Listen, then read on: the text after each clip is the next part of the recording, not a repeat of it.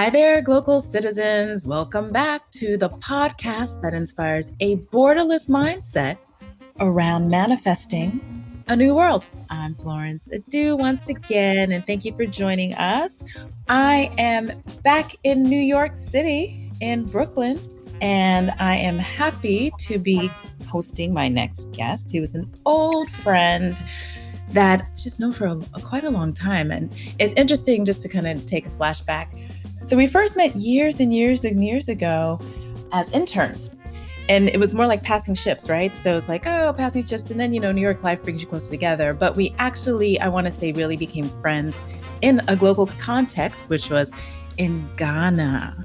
But I'll leave the rest of that to the conversation. So my next guest believes that individuals empowered by imagination and inspiration can solve virtually any problem. He is a serial entrepreneur who has dared to invent the future. First in 2005 with HopStop, the pioneering travel app that helped millions of users navigate public transportation in major metropolitan areas around the world, which Apple acquired in 2013 and subsequently incorporated much of HopStop's functionality into Apple Maps. He also founded Tripology, a lead generation and referral business for the travel industry. Tripology was acquired by Rand McNally and is now owned by USA Today. He is also the inventor of a U.S. patent for methods and apparatuses for navigation in urban environments. Of course, gotta get the patent first. So now he currently goes by the title Dreamer at the Startup School of Alchemy and the Love and Magic Company. Chinedu Echeruo, welcome to the podcast. Thank you for inviting me, and thank you to your audience for your attention. Yes. So we're excited to jump in and learn more about where you're from, where you are local, and what is your craft. Interesting questions. Well, so I was born in Nigeria in the eastern part, so I'm Igbo by ethnicity. I now live in New York. And my craft is dreaming and imagination and understanding how it can serve and improve human life. Okay, so it's so funny because I never get that type of answer in terms of craft. It's typically, well, I'm a physician or I'm a writer, and so that you have had the opportunity to dive into kind of this more existential, I want to say, description of your craft is really interesting. So tell us more about the background and inspiration that brought you to this point or that point. Sure. As a kid in Nigeria, I've always wanted to solve problems. The first one I tackled was, at least in the naive mind, my naive 8-year-old or 9-year-old mind, was African hunger. So I asked my mother to give me all the money I had saved with her to buy a cage, and I bought 2 rabbits, and I put those 2 rabbits in there in the hope that they would procreate, and I will have lots of rabbits, and I will be able to feed the entire continent of Africa With rabbits. with rabbits. I did wonder whether Africans would like rabbit meat, because by then I hadn't actually had so I did have some I had some challenges to my business model then, but I've always thought about using business as a way to really solve very human problems. And so when I got to New York, as someone who grew up in Nigeria and who's always getting lost, even in our own house, I encountered the maze of the New York City subway system. And for someone who's always getting lost, it was one of the most terrifying things I could experience. But then again, I saw a problem. I said, well, I know it's complex. I know New York City is the most complex system, but there must be some way we can tame that complexity to solve that problem. And that's what really birthed HopStop. So in a very practical way, dreaming is how things are created. So any form of human creation starts with imagining. And then once imagining, conjuring up the strength, the courage to seek that which you imagined, right? Which is really which is really, I think, at least my own, what I've seen in life is It's one thing to imagine, but there's another aspect, which is the courage to attempt it, to brave your imagination. Mm, I like that you use the word conjuring, the courage, because it dovetails with the idea of the love and magic aspects of coming up with your business, right? And so tell us, as you were able to kind of encapsulate the idea that imagination was critical or is critical to being and becoming, I guess your best self to some extent, if that's kind of how you want to describe it in business. How do you then now in the startup school, how do you, because everyone doesn't have that courage, everyone doesn't have, the ability to bring it from within. So how do you bring that out of the businesses, the individuals that you work with in your capacities? Yeah, so great question, and the answer to the question was a question I asked myself. Uh, Hmm. So, so when we started the Love and Magic company, the question is, if the goal is to really organize ourselves to create abundance, how does abundance come to be? How do Hmm. things, how did SpaceX become SpaceX? How did Amazon become Amazon? What's the answer to that question? So in a way, it's a very, very, very practical question, and I think a question that hasn't been answered with clarity. And I think a lot of our challenges is as human beings is having clarity about what that process is, how imagination comes to be. So the way, at least I've tried to understand it, is through the lens of information theory, which isn't worth. I mean, I can talk about it if you want, but on a very practical basis, it's really to understand that we are always imagining. That your consciousness is your Yeah. imagination. Yeah. And then Hmm. you're moving your imagination around on a daily basis, right? Hmm. That's what it is, right? It's not that people are going through life and then imagining when they're dreaming or when they're fantasizing, but at each moment of your life, you're always imagining. And that has been shown mathematically through this idea of that you're always predicting what will happen. You're always predicting. So that's one. So in your own, so if once you look at your life as you're always imagining, then the question is, it allows you to then have a choice of what to point your attention to, right? So it's easier to be, once you understand that you're always using your imagination, then the question is, then you think, well, what am I putting my attention on, right? Then you can start to change you want. So what are some of the tools that you, because we live in a very distracting type of world, right? Yeah. So multitasking, phones, music, sirens on the street. So what are some of the tools that you apply or that you recommend for being able to focus those thoughts? Great question. Another great question, Phil. And I think the one useful tool and is really to ask yourself the most important question, which is, what do you want? Mm. Imagine if you're using HopStop, right? And you put in your address, the address you wanted to go to, right? You need to have the destination first, right, before you can get the directions, right? You need to know, okay, Sure. I'm going to this address. How do I get there? So the lack of clarity about what we want or what I wanted created so much waste. So I think the first moment of clarity is to sit down and not think, but literally write down. I know people say that, and people used to tell me this all the time, and I never understood why thinking about it wouldn't be sufficient. But now I know why it's sufficient because your mind moves around. So when you write it down, it allows you to get feedback. Is this what you truly want? Do you want to change it? How is it Mm. going? Right. So uh, Mhm. forcing yourself to just write down what you want in as much clarity as you want. So as time passes, you can change it. You can say, well, is my life moving in the direction of what I want? Okay, do I need to change it? Do I need to change my goal?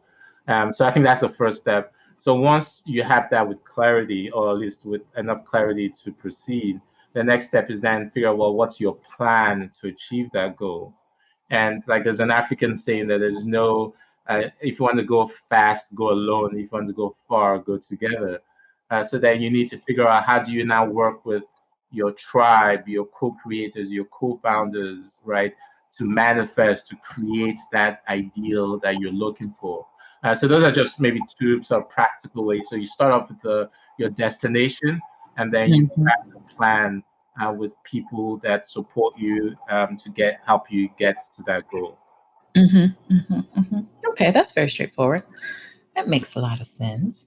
So, speaking of destinations and getting to some place, you mentioned being from Nigeria and now you're in New York.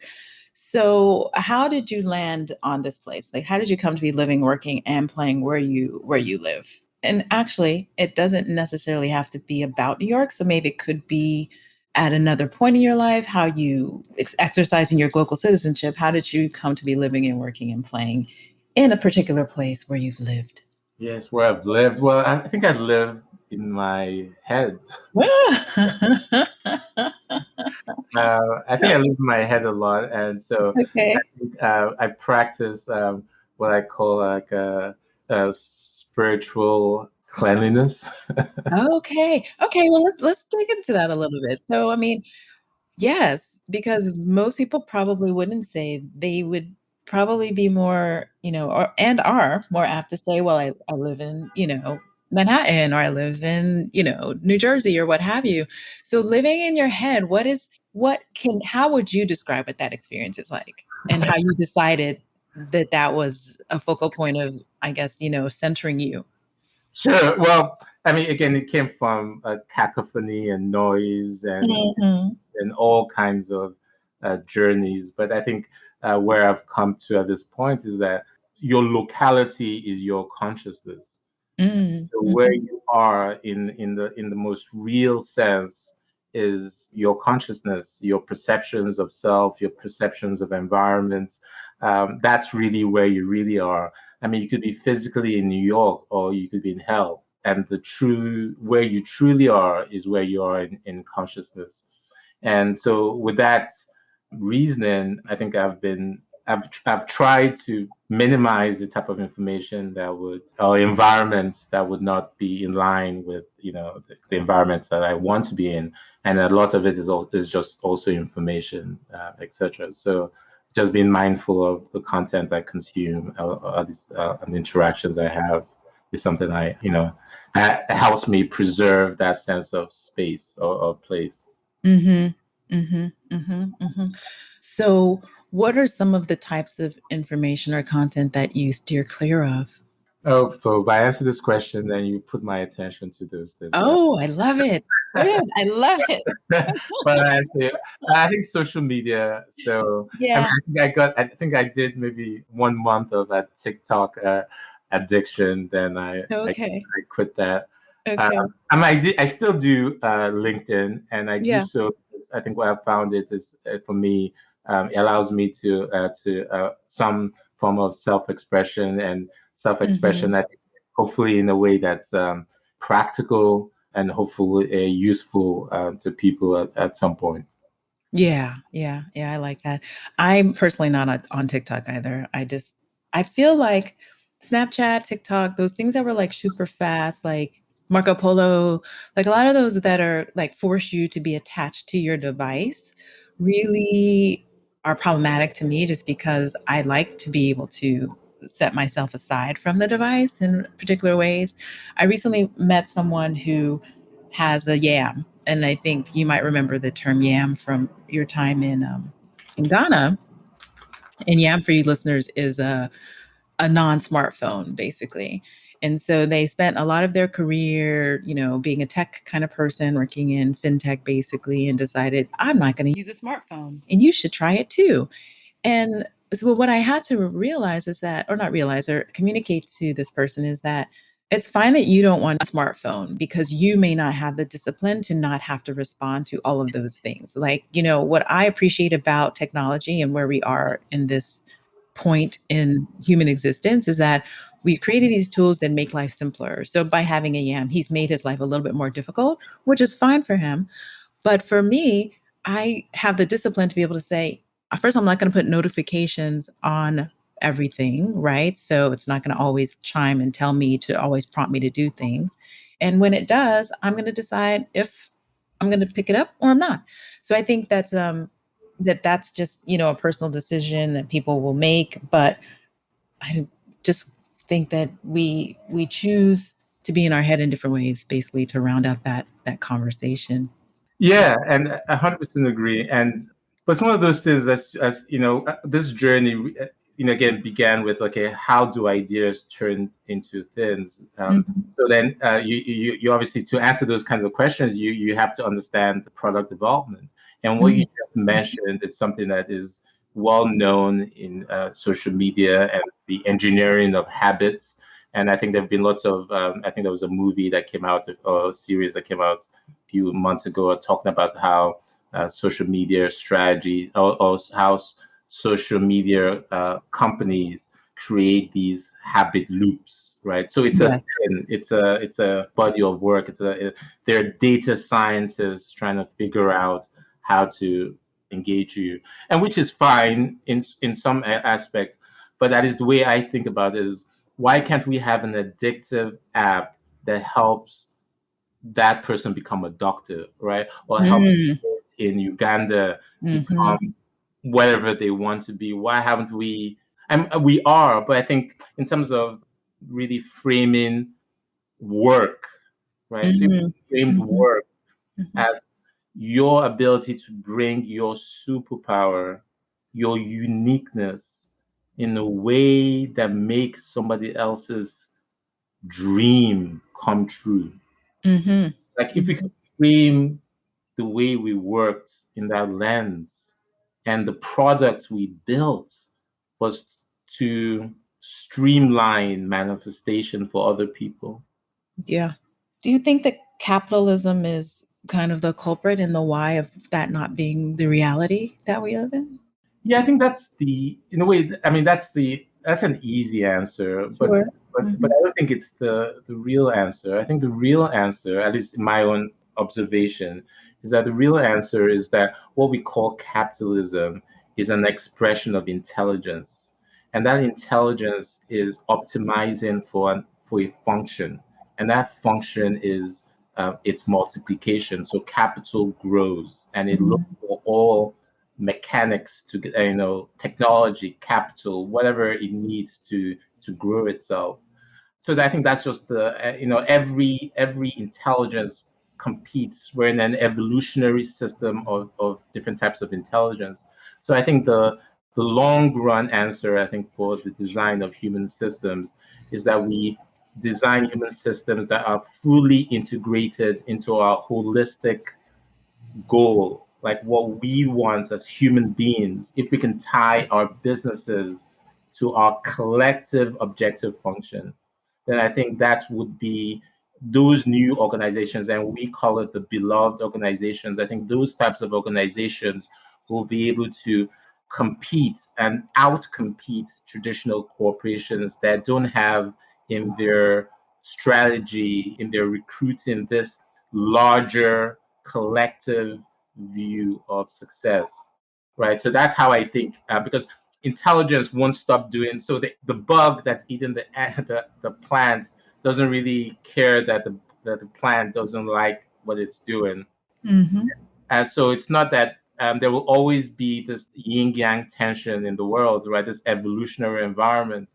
So instead of us trying to mandate away intelligence, which I don't think is possible, I think what we should do is raise the level of intelligence, right? Raise the level of the conscious design of the systems themselves. And then in that way, we would be building on first principles, and we will be building from a human perspective as well. Mhm. Mhm. Right. So that is the foundation of the Love and Magic Company, correct? Yes, so I always talk about the birds in murmuration. So you have, so if you've seen starlings in murmuration, they're moving together like a collective. Yeah. So what is that for human beings? How can we move together, right? And as we're moving together, we're helping each other bring into reality our greatest imagination. Mhm. Mhm. Like what system, how would that system, but I guess what, and I guess the reality we've come, at least the reality I've come to, is that right now, June of 2021, there's enough mathematics and enough physics. It's deep in the halls of academia, but I've looked and I've seen them, and I'm seeing that in a very practical way, we can turn this dream into reality, and that's what I'm obsessed about, and that's what I'm interested in bringing into reality. Yeah. So, two things, because if we were our own selves, like if we were our own people, right? And because I feel like humans are disenfranchised from themselves, period. And so I think that is part of the block. And so when I thought about capitalism and how you were describing it, what I feel like is it's a machine. It's very mechanized. And if humans are not machinery, then that's where we get separated from the ability to produce or dream a different dream ultimately, right? So how now do you reel it back to then first speak to humans so that they understand themselves in a human way, right, as opposed to just being a cog in a machine, and then move them to this other point? Because I feel like the disconnect in where you are looking to solve, or where most people are not necessarily consuming information or understanding in the same way, is that they're already separated from themselves, from this human side, because we don't move together, because we have all these varying perceptions of who we are, and some think they are superhuman and some think they're less than human, and some just allow whatever is coming at them from all forces to just bounce off of them. Yeah, So yeah. So and yeah, it's such a great question, and yeah, and you're cutting at the heart, and some of the things I've been challenged with myself is, mhm, as what I've found is that I've moved over actually through my life through levels of consciousness, yeah, and and at each level of consciousness, I thought I was self-aware. And so the idea of how do you, and I think if you have kids, you also have that, people who have kids also have that challenge. How do you impart not data but wisdom yeah. to children, right? Mhm, So what that question of pedagogy and the impartment, how to impart, in a way, grace or knowledge to mhm, others is something mhm, that I don't think there's, at least I haven't found an answer to. How do you penetrate beliefs? mhm. How do you penetrate prior beliefs, right? So Exactly. yeah, and I think, I mean, one natural, angle is really that of stories, right? And Mm, because mhm, once the person imagines themselves, they embody that narrative. So that's one. So really fertilizing the imagination by the creation of stories that align to identity, right? So that's one way of doing it, just seeing yourself in other successes. So that's one. And then it's also the educational system, and I think courage, right? In terms of, as a community. So many of the questions you're talking about is, we never talk about it, right? So I went to business school. We never talked about imagination, yeah. right? But any person who's looked about how any creation happens knows there's a secret no one talks about, and it's the secret of the hypothesis. It's like, where do hypotheses come from? Where does the process of abduction come from? So these questions of imagination are the questions we should talk about openly, and we should talk about consciousness openly. We should talk about calculus openly, Right. because by talking about those things, then I think those are the things that really allow us to create the space for a fuller description of who we are in terms of, identity. And I definitely have gone through my own journey of at least coming to these views. And I remember listening to, I think it was Think and Grow Rich, I don't know, 10 years ago, and it made absolutely no sense to me. Made no sense to me. Uh-huh. So then the question is, what could I have told myself then? That would have given me, different perception of consciousness of what was Napoleon Hill was saying. Anyway, so those the Mhm. So now, if you were to look at Think and Grow Rich, it resonates a little bit more, I guess. Yes, because I'm a dreamer, but I'm also my toughest Yeah, critic and of course, skeptic. So of course. so the physicist in me says, okay, prove it. So the dreamer says in me says, okay, everything is imagination, right? And then the Mhm. physicist says, prove it. Okay, so how would I prove some of Napoleon Hill's concepts? So Yeah. the way the way I've come to it is by looking at information theory. So information Mhm. theory is essentially what I believe is the connection point between consciousness and physics. It's the bridge between our thoughts and physicality Mhm. in the world, right? Mhm. So basically, so consciousness is really information theory, right? So Mm, mhm. what you're thinking about, what you're doing is a processing of information. So and anyone of your listeners interested in this topic, to get into the formalism of it, it's called variational free energy. That's the mathematical formalism for this view of consciousness and the use of information theory as a way of entropy reduction or creation. What we call creation is really an act of entropy reduction. It's an act of organizing things. That's what creation is. So when a sculptor looks in a block of stone, they see in that block of stone some structure. And what they're doing is removing the entropy, removing the disorderliness out of that structure.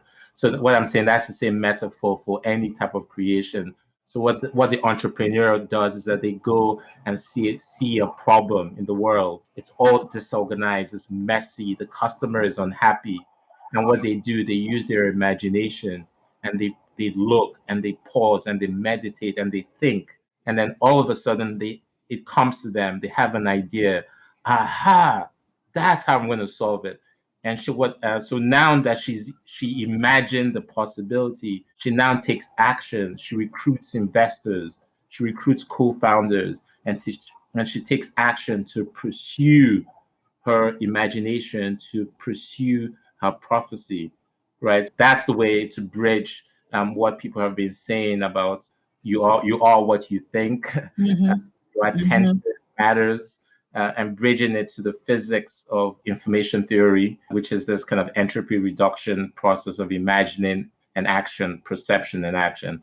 I know but anyway, I'll stop there. But that's the formalism that I've been trying to find better ways and better, easier ways to say. But that's essentially what I'm saying. The insight is that wealth comes from applying your imagination, and Sure. before you can apply your imagination, you have to believe your imagination.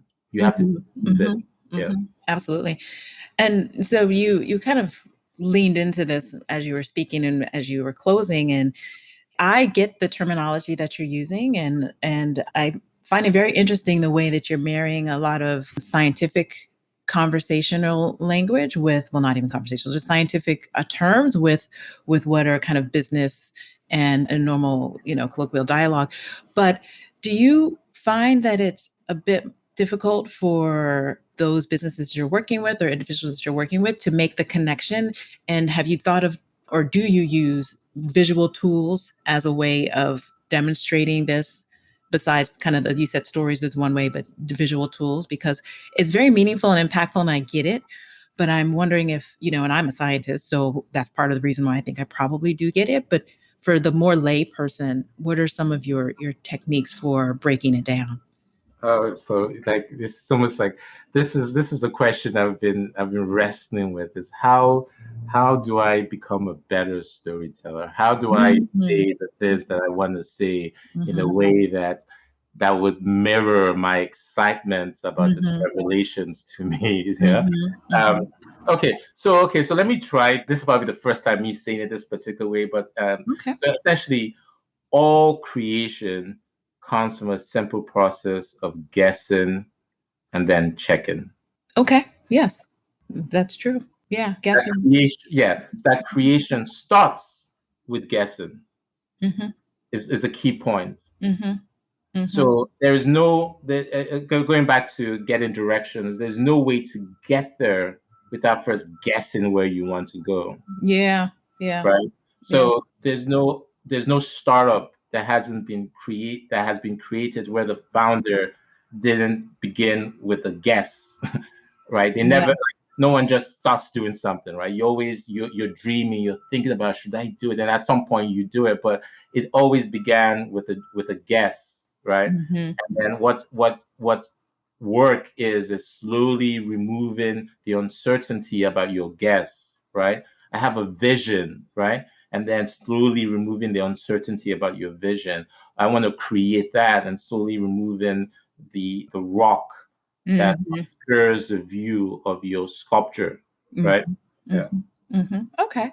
Good job. Is that good? Is that how's that? Because Yeah, yeah, yeah, yeah. It works. It works. It works. So, speaking of words and speaking, give us some of your glocal speak. So, I typically ask, a word or a phrase or a saying that's a meaningful part of your local experience and why or how you came to value it as glocal speak.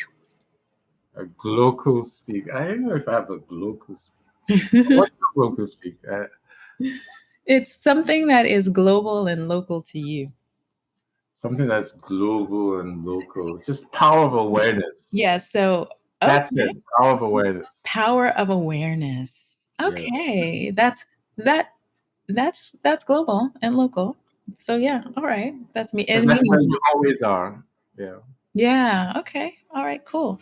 So let me ask you, we the theory and the concept around your business all makes sense, but I want to get a little bit more into some of the kind of the everyday. So tell us a little bit more about some of the courses that you've designed and that you have available at the startup school. Sure. So this is a question again. I've just been obsessed with literally for 5 years. I've read hundreds of books around this and watched hundreds of videos Mhm. and listened to hundreds of founders talk about entrepreneurship. Mhm. And what I did was, if I had to distill this scientific process of entrepreneurship into 11 steps, right? If I had to sort of force that non-linear process into sort of 11 steps, how would I do it? And that's what I share in the Startup School of Alchemy. So I work with founders, especially on the early stage of the product development process. Uh, Mhm. yeah, so that's what because it's a passion of mine and it's an interest, and I think lots of entrepreneurs are in the position where it's hard to have a correct model of what you're supposed to do. There's so much advice on so many areas, and sometimes you don't have this cohesive view of what you should do or how to reason from principles like a scientist would reason. So if science is good for helping us solve COVID, why can't it help you launch your project or help Mhm. you launch your startup? Like why have we like why is your project the one area of phenomena that science doesn't apply? Of course it does, right? Of Yeah. course science applies. So if it does, why wouldn't we apply it? And as I found as an entrepreneur is it's not that I didn't want to apply it, I just didn't know how to apply it. So what's at the Startup School of Alchemy was really, okay, how would you apply the scientific process, right, to the process of finding that product market fit, finding entrepreneurial success? Mm, that makes sense. Because what we do know is that science works because it is a process. Like we understand, it's been crystallized, it's been, documented that there's a process in science and I guess solve the logic disciplines or what have you, so that you have something that's mapped out. You just kind of follow the steps and input your humanity, and then you create something that changes humanity. Yes, but one thing that again, this is just again like each day, it's like I get so much I just marvel about the amount of information available in the world, right? Yeah.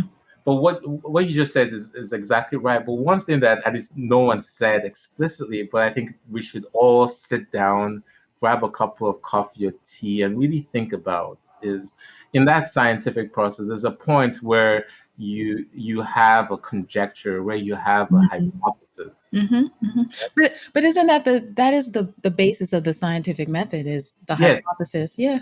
yes. But now the question though is where where do hypotheses come from, and how do I get more of them? Right. Mhm. Okay, Okay, so when the you idea ask yourself generation. that, yeah. So when Mhm, you ask yourself mhm, that question, you are now at that meeting point.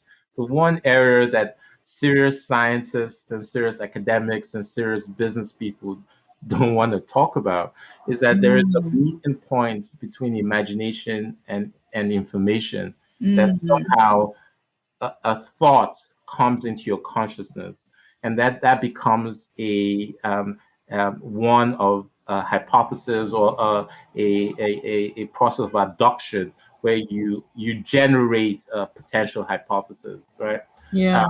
So that is a magical moment in human intelligence and our collective human capacity. And what if we abstracted all the science and really spent our attention on that magical moment, the magical moment where that creative moment.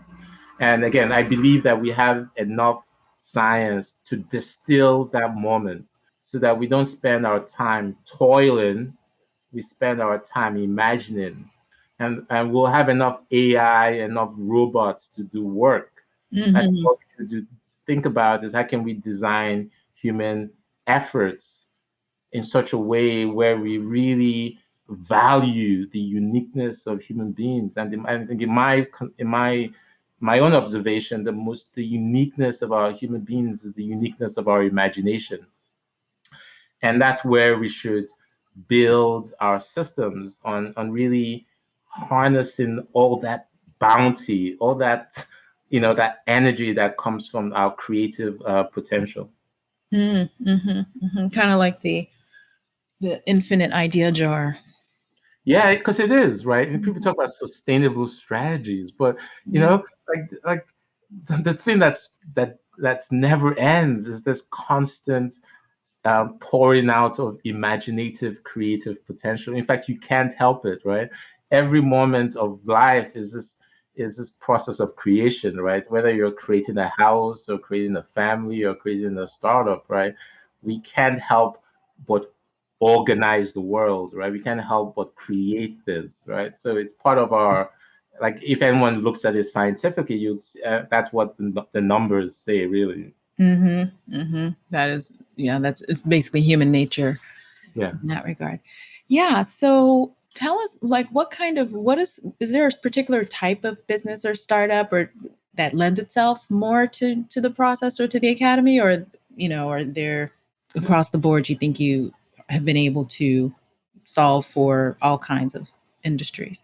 So the framework is something we've been developing and using with some of our clients. But I think when George Floyd's death happened last year, what I had this epiphany Mhm. that all the thoughts and work I had been given to these ecosystems and creating wealth creation ecosystems can be applied to this very present question. That it wasn't that police violence and brutality was one, but the spring of that inequality and this story stems from deeply ingrained economic scarcity. Yeah. And then what more pressing question or what more pressing challenge is there than to rectify or have more empathy regarding millions of Black lives? So what I've pointed my attention now is let's build the first beloved organization. Mhm. Let's build the first beloved organization that has at its center, at its purpose of meaning, the emancipation of economic emancipation of millions of people who live in the most distressed communities in America. So I've used the opportunity zone as one Mm. representation Mhm. of that opportunity and say, what could we do if we redesigned economic systems from the ground up, right? Where at the center of the organization is the human being, and we're fusing together home ownership, entrepreneurship, skills training, all into one cohesive system, right? That helps them go from where they are today to where they aspire to be, right? What would that look like, right? It would involve getting the figuring out what the investor returns are required. It would require us to figure out what the hopes and the dreams of the people who live in these opportunity zones were. It would allow us to posit and conjecture systems, businesses, ways we could organize capital and resources and information to make that their local dream a reality, right? And I think if Elon Musk is sending people to Mars, I think we can do a much better job of how we can respond to the very real pain of people. And I think what's been missing in the past is that these linear models haven't seemed to work. And I think what we need now is a fresh look to bring the rigor of science, right? To bring the rigor of complexity science into humanity. And I think if the information is available to us, why wouldn't we use it, right? So that's what I'm excited about to really catalyze a whole new ecosystem of wealth creation, but that has at its center the people who live in opportunity zones. And the company is called the Greenwood Company. The Greenwood. Yeah, the Greenwood Company, Okay. greenwood.company is the It's a it's website. a it's a startup. So it's an ecosystem builder. So Oh, the reason, the why of the business is to generate wealth for people who live in opportunity zones, and we will do so by fusing together entrepreneurship and capital in a cohesive and scientific manner. wow. I like that. The Greenwood Company. Yeah. Yes. Okay. So we'll have links to that in the show notes, folks. Today is Juneteenth, or the observation of Juneteenth as a national holiday. And so, as you're saying these things, it resonates with me. And thinking of imagination, I wonder, like, if we had thought about this, or not we, if the leaders, the policymakers had thought about this hundreds, 200, nearly 200 years ago, where would we be now? What kind of problems would we be solving? It's just Oh, who knows, right? That's the yeah, wonderful thing. Who knows? Who knows? Who knows? I mean, we talk about, I mean, we celebrate uniqueness, but we're all unique, you yeah, know?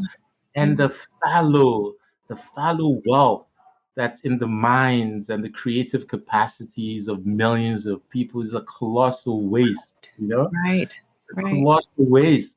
There's so many people who have wonderful things they want to bring into reality, right? But Mhm, they don't know the people, they don't have the information, right? And mhm.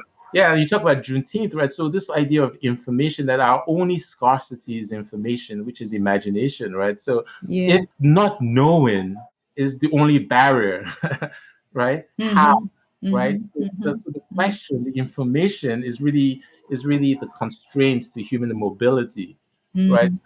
So when we understand the hows, right? Like if we understand how we do things, then it allows people to have mobility. So then the question is, so let me another on a practical way. So if you were a 23-year-old lady in Newark, what is the shortest path between where you are today to your sense of abundance, right? Mhm. Should not be a mystery. Mm. Very good point. Very good point. Yeah, yeah. It shouldn't be a mystery, but I guess I would imagine it to be more of an adventure. Yes, but as you know, right, the not knowing, the fear, the not Mm. connected Comes to the with it. world Yeah, and what we find is that you need encouragement. You need yeah. someone to say like, "Hey, yeah, no," but there's also this. You could do this too, and this other person did that, right? And Right. it those simple feedback loops, right, Yeah. is the almost the atomic unit of all intelligence, right? So it's no mystery, right? Intelligence systems predict, right? And then they get feedback, and based on their prior belief, they have another prediction, right? So it's all we have to do is, okay, how do we perturb the messages, and then how do we conjure up prior beliefs and imagination so that people can manifest the true being that they are. Mm-hmm. You Mm-hmm. know. Mm-hmm. Uh, Well, we're working towards it with the help of the Greenwood and Love and Magic. So speaking of that, what is the mindset hack? Maybe what would you describe as one that might be effective for that young woman or one that you ascribe to?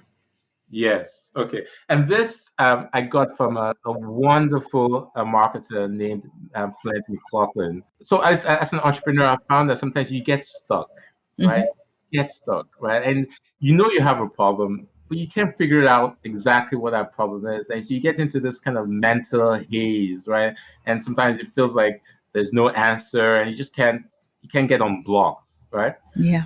This is one powerful four-step technique that I found that he shared that I think is just marvelous for anyone who's trying to think about who's stuck, right? Okay, here are the four steps. Okay, so step number. Okay, so something happened. Something happened in your startup. Something happened in your project. Something happened in your life. So you have to deal with it. Okay, so what will be the first step? So the first step is number one, given what you observe, what is your top objective? Again, so you can think of it as what is your goal? What are you trying to get done? You know, you can do it to the level of your life, you can do the level of your day, you can level Mm-hmm. of your situation, but what is your top objective? Mm-hmm. Top objective. It's very important. Top, not that an objective, the top objective. Mm-hmm. So the next one, what's the most effective way to achieve it? Okay. Mm-hmm. So given your goal, so I want to raise funding for my startup. Okay, that's your top objective.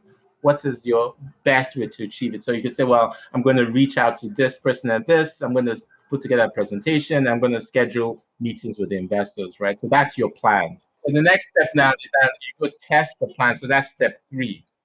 And then the next step is so you reach out to investors, you start doing the presentations, right? Then the step four is based on that, what happened, right? So now step four, you update step one or step two. So you basically update the objective of the step. I know I said it, but basically the first thing is you start with the objective, then the plan, you Mm-hmm. experiment, and you learn. So Okay. objective, plan, ex- try, right, and learn. Mm-hmm. That simple process, whether you're stuck in a cycle of poverty or whether you're an entrepreneur trying to figure out how to create a flattened retention curve, it's the same process. Sure. Uh, yeah. Sure. Okay, that's a good one. It's very practical and useful, applicable. Well, Thank you I'm for that. trying. I'm trying. I think the feedback I've gotten so far was that I need to tone down the math and try to speak more simply. And so thank you, thank you. I disagree because STEM and STEAM are all the rave for young people. So let's keep the science, technology, engineering, arts, and math on the table. So please continue. Okay. Okay, so let's take a pivot into the other thinker. Maybe not. I mean, we know you're self-aware. We know you're this business. I don't want to say tycoon. I don't know if we have tycoons anymore. I guess Jeff Bezos is the. Yeah, there's some, but away from your business self, are you a reader, a watcher, or a listener? Oh, that's an easy one. I'm definitely a watcher. You're a watcher. Yes, Okay. yes. So what I, are I I live on YouTube, so I was showing something to I was showing a video to my kids, yeah. and one of my kids said, "Daddy, you have too much screen time," you know, because you saw how many videos I watch. Now I'm constantly on YouTube, and I would highly recommend for those of you who are also watchers that you live on YouTube because when you listen to a video, right? First of all, there the types of teachers out there, yeah. are Yeah. so much better than the teachers we had in high school and in college. Yeah. That's So, true. so I'm rediscovering physics and science and philosophy all on YouTube, and all of that is fusing into this like cohesive view of the world, right? So So, and the great thing about YouTube, and the reason why I recommend it, is when you type something Mm-hmm. you're interested in, you're asking a question. So think about it, right? Mm. So in Flo, as an African too, right? There's this notion of the oracle, or even in mythology, in Greek times or whatever. There are times where there are places of bodies of knowledge, right, where people trek for miles to Right. ask that one question. Yeah. And what we have in 2021 is a system that has never of an intelligence that has never come upon the earth. Yeah. Google's AI system is the most. I don't know. Again, there's so many levels, but it is. There has never been an oracle that has been more powerful than Google's interface. In my case, let's just use YouTube, right? Because Yeah. in terms of what I like to learn, how I like to learn. Mm-hmm. So what you find is that when you type something, a question, you're asking the most intelligent system there is, right? And Mm-hmm. you get its recommendations of what it thinks the answer to your question is. And then you go deeper into the knowledge you're seeking. And then it then uses the collective intelligence it has gained over decades to recommend the best, right? So you can't have a better teacher than YouTube's recommendation engine. So if you want to super leverage your capacity to learn, my advice is to type your question into YouTube, browse the answers, and go deeper into the questions you're interested in. Right. Because what you'll find, you'll be in a relationship with Google, and Google will try to guess what information would answer Chinedu's question. Think about it. So you have an AI system, the best in the world, doing the best it can to answer a specific question I've asked. How could we beat that from a teacher, from a learning perspective, right? At least for me. As I said, like, so you can learn so much, you can learn Mm-hmm. so quickly because people teach in 1 minute, 3 minutes, Yeah. at 1 hour sessions. And what I do is I start off with like the really short version. So if I'm learning something new, so for example, I'm learning about mutual information now, right? So Mm-hmm. I'm starting with kind of 1 minute, 5 minute, 10 minute videos, and then I'm branching into longer and longer 1 hour, 2 hour sessions, right? Mm-hmm. So Mm-hmm. and that what that does, it allows you to learn much faster than if you took a course or did some other type of learning. Yeah. That's what I found. Mm-hmm. Mm-hmm. What are some of your favorite channels on YouTube? Oh, it's topics. Oh, topics. Okay, Okay. then, but specifically, actually, I like Space Time, PBS Space Time. Okay. Yep. Mm-hmm. Like that. So I think that's a wonderful. So I love physics and math, and I think obviously the key to information is make sure that you're consuming content from credible sources. Yeah, that's true. You want to train Google to reinforce your prejudices and your naivete as well. Right, right, right, right. That's very true. Very true. Nice, nice, nice. Well, Chinedu, it's been so nice to host you. Yeah, it was a very fun experience, Flo. Yeah, it's been so long since we've had like a long conversation. So it's nice to catch up a little bit on the evolution of the entrepreneur and find out what's new and next. So any last words for our listeners today? Well, just to encourage all of you to brave your imagination. Mhm, Your imagination is unique to you, mhm. and you have everything working towards helping you achieve that wonderful imagination you have. So thank you. Yes, those are great last words. Imagination. That's it. And it's so interesting because one of the first things that you said that really rang in my ear was that you said, "Oh, the answer is imagination," and this is just like we're just sitting around, and you said it. I was like, "Hmm, yeah, I guess so." And I'm creative, so I never felt that I had a block with it, but I feel like the more people are encouraged to dig into it, to delve into it, to understand themselves in that context, I think the much better off that we will be because just allows people to break out of the silos, the institutions, just to conjure that courage, as you mentioned from before. So thank you for that. Thank you, Flo. Yes.